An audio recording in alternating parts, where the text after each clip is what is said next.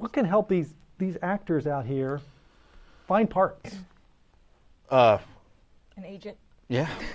I mean, it's... Well, how do you get an agent? You look up who the agents are in your city, where you are. There's a lot of great resources, but just find the talent agencies that are in your city, first of all, and go that route.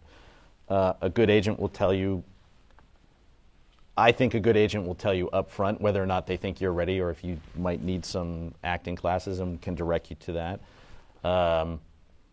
But to get started, for me, it was a lot of my friends were just doing a lot of independent film stuff, and it was getting all of that experience, and they knew that I had done acting years and years ago, so I was always trying to find something that they were doing. But getting into the, I don't know if you want to call it like the, I don't want to say legitimate world, but like the paying world of acting. Professional. Yeah.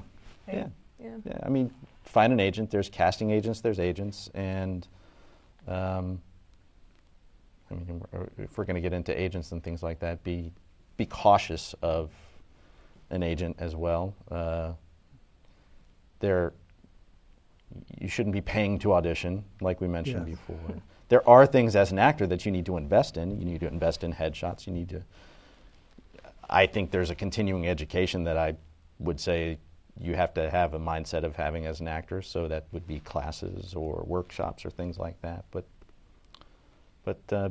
be cautious about where you invest your time and your money. Again, I think that's just a big thing. Gotcha. I don't know. I think I started answering it. Yeah, Christine, guys, chime in here. Well, I think another place to get started would be student films, and I think some people overlook that. And I mean, students graduate at some point and get budgets and things. So, so sometimes if the project looks good, students, like college students or graduate students, they have good equipment. They know what they're doing. So that's a nice place to go to, I think, to look for independent film work. And there's websites. Yeah. Plenty of places to look. Right. Can't think of the names of any, but they're out there. Brian, you've been on both sides. What kind of advice can you give to actors coming before you or people you've gone in front of? Well, I again, my acting experience is not as extensive as John and Christina. I come at it from both sides of the camera because I just got an agent recently, so that was a learning experience for me because there is a process that you need to go through. You need to make sure that you get good headshots, and you need to make sure that you get an acting resume together. Even if you've got nothing on it, they're going to want you to go find stuff to put on it. They're going to want to know what your special skills are. If you can speak French, if you can speak Italian, if you can ride horses, if you can play baseball, they want to know. And they're going to have very specific ways they want to do all that. So a good way to start a reel is to do exactly what John and Christine were saying, is go find projects that are happening. I would suggest maybe, because of the way I came in, is you don't always have to go network with agents and people like that, but get to know people in production, because they sometimes say, hey, I'm shooting this thing on the weekend for fun, and I need an actor, and you said you wanted to do something, so come be a cop in my thing, and or come be the heroine or the detective or the teacher or whatever, and the next thing you know, you've got something to put on your reel just because they knew you. They knew you were out there. So sometimes just networking with people that are in production is a good way to find projects that would otherwise go under the radar. Okay. And I would also add on that when you get into the place where you're going from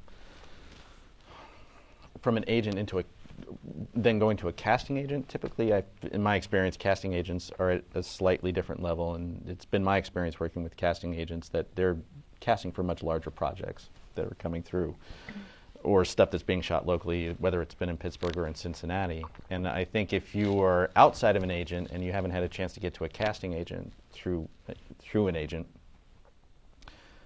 you can always approach a casting agent on your own. I would just say be ready to, because I think in a local market, a local talent agent will be a little bit more forgiving and understanding of where you are in the process of learning the craft or getting into the industry or the business. But when you get into a little bit different tier of casting agents who are casting for day player roles for episodic TV or for second unit films that are shooting in cities close to you, if you're going to submit to them on your own, be ready to do it. Because typically you get a couple shots to prove yourself when you go into an audition for a casting agent in that environment.